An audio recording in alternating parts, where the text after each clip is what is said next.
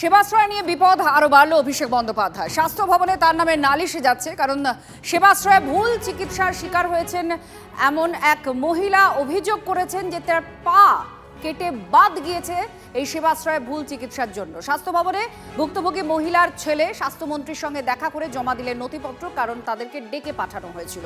সৌরভ গুহা আমাদের প্রতিনিধি আমাদের সঙ্গে রয়েছেন, আরো জানাচ্ছেন। সৌরভ, নথিপত্র জমা দিয়েছেন ওই মহিলার ছেলে, কি বলছেন? কারণ তারা তো লাগাতার বলে যাচ্ছিলেন যে সেবাশ্রয়ে ভুল চিকিৎসার জন্য তার মায়ের পা বাদ হয়ে গিয়েছে।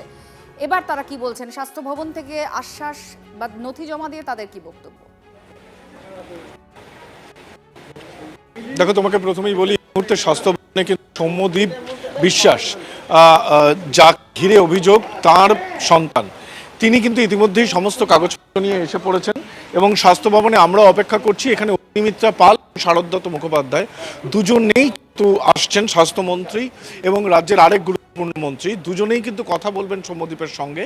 এবং যে অভিযোগটা তারা করেছেন, খুব মারাত্মক অভিযোগ, যে সেবাশ্রয় ক্যাম্পে মহেশতলায় হাঁটুর ব্যথা নিয়ে চিকিৎসা করাতে গিয়েছিলেন শ্যামলী দেবী। তারপরেই কিন্তু যারা চিকিৎসক হিসেবে পাশ করেননি, প্রথম বর্ষের বা দ্বিতীয় বর্ষের ছাত্র, তারা চিকিৎসা করেন এবং তাদের অভিযোগ যে ভুল চিকিৎসা এবং ভুল ওষুধের জন্য তাদের মায়ের পা বাদ গিয়েছে। সুস্থ সবল মা আজকে অসুস্থ এবং পঙ্গু হয়ে গিয়েছেন। এই সংবাদটি সংবাদ মাধ্যমের মধ্যে দিয়ে জেনে ইতিমধ্যে কিন্তু নড়ে চড়ে বসেছে রাজ্য প্রশাসন। যেহেতু অবশ্যই অভিষেক বন্দ্যোপাধ্যায়ের এক মডেল প্রজেক্ট হিসেবে গণ্য করা হতো এবং প্রচার করা হতো, সেই সেবাশ্রয় ক্যাম্প নিয়ে যখন সৌরভ, আমরা আবার যোগাযোগ করছি তোমার সঙ্গে, কারণ এই মুহূর্তে নথি জমা দিয়ে স্বাস্থ্য ভবন থেকে বেরিয়ে এসে কি বক্তব্য সেটাও আপনাদের যেমন শোনাবো। ভুল চিকিৎসায় এই মহিলার পা বাদ গিয়েছে সেবাশ্রয়ে ভুল চিকিৎসার জন্য, এমনই অভিযোগ। আজকে তার ছেলে স্বাস্থ্য ভবনে নথি জমা দেন। সরকার যে তারা আমাদের গরিবদের আর্তনাদ শুনেছেন, এটাই ধন্যবাদ। তারপরে ধন্যবাদ দেবো আমাদের অভিজিৎ দাসকে। যদি না তারা এই ঘটনাটাকে সারা বাংলাবাসীকে দেখাতো, তাহলে কিন্তু কোনো মানুষ জানতে পারত না। তার কারণ অভিষেক বাবুর পিয়েরা তো তারা সর্বসময় বলে চলেছে অয়ন বাবু, সুমিত বাবু, এটা সামান্য ঘটনা।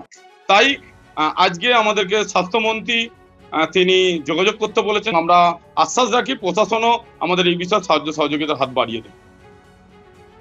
নারায়ণ নন্দী, এই যে সেবাশ্রয়ে যে গাফিলতি হয়েছে, যেটা আপনার অভিযোগ, আপনার ছেলে কি অভিষেক ব্যানার্জির সঙ্গে পরে দেখা করতে গেছিল? বারংবার আমার ছেলে অভিষেক ব্যানার্জির কাছে গেছিল দেখা করার জন্য, কিন্তু ওনার পাশে দুইজন পিএ, একজনের নাম অয়ন আর একজনের নাম সুমিত, তারা আমার ছেলেকে কথা বলতে দেয়নি। বা পাশে অভিষেক ব্যানার্জি বসে চা খাচ্ছে, তিনিও আমার ছেলেকে কোনো গুরুত্ব দেয়নি। আর তারপরেও ফের আমার ছেলে গেছে, বারবার তাকে প্রত্যাখ্যান করেছে।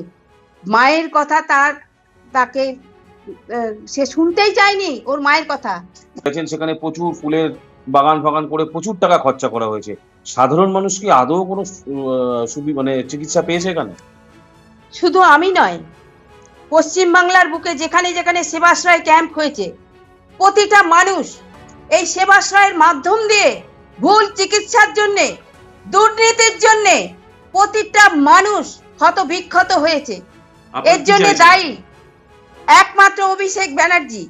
তিনি সেবার নামে নিজেকে দেখাচ্ছে আমি সেবাশ্রয় খুলেছি, কিন্তু তিনি সেবা দিতে চাননি।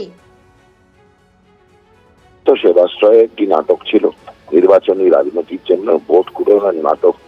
ভোট কুড়োনোর নাটক করতে গিয়ে অনেক মানুষের জীবন নিয়ে খেলাধুলো করা হয়েছে। ওনারা তো খেলা হবে তো বিশ্বাসী, জানতাম না এই খেলা হবে তা মানুষের জীবনের মধ্যেও জেনে নিয়ে আসবেন ওরা।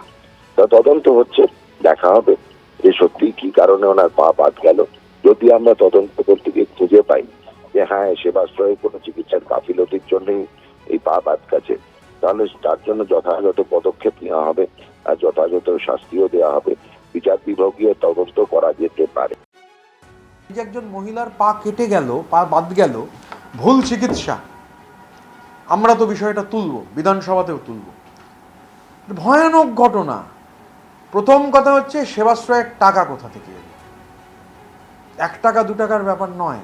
বেআইনিভাবে রাজ্য সরকারের টাকা কি ডায়মন্ড হারবারে ঢুকেছিল কিনা সেবাশ্রয়ের ক্যাম্পে হোমিওপ্যাথিক ডাক্তার পাশ না করা হচ্ছে, ডাক্তারির ছাত্র পড়ুয়া জোর করে গান পয়েন্টে তাদের দিয়ে চিকিৎসা করানো, একটা লোকের ব্যক্তিগত প্রচার। বাটপার লোক বলা ভালো, নটওয়ার লাল, তো সে হচ্ছে এগুলো করেছিল, দায় তাকে নিতে হবে। এখন কোর্ট বলছে বেরোতেও বলছে পচা ডিম মারবে, বেরোতে পারবে না, ডিম পড়তে পারে, হতে পারে এই পরিবারের এলাকার মানুষ ক্ষিপ্ত হয়ে গিয়ে যার পা বাদ গেছে তারাও এসে ডিম মারতে পারেন। এই যে চিটিংবাজি, আর সেবাশ্রয়ের খুব পূর্ণাঙ্গ তদন্ত হওয়া উচিত। কালো টাকা সাদা করার প্রশ্ন আছে কিনা এগুলো ভেবে দেখা দরকার। কারুর বাড়ির পাশের গুদাম থেকে 100 কোটি টাকার কাছাকাছি নাকি বিদেশি ওষুধ পাওয়া গেছে।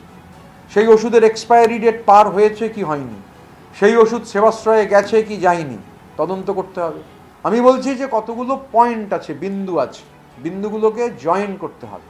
বাংলার গোটা মানুষের পথে প্রান্তরে জানা দরকার যে সততা, ত আর তয়াকার।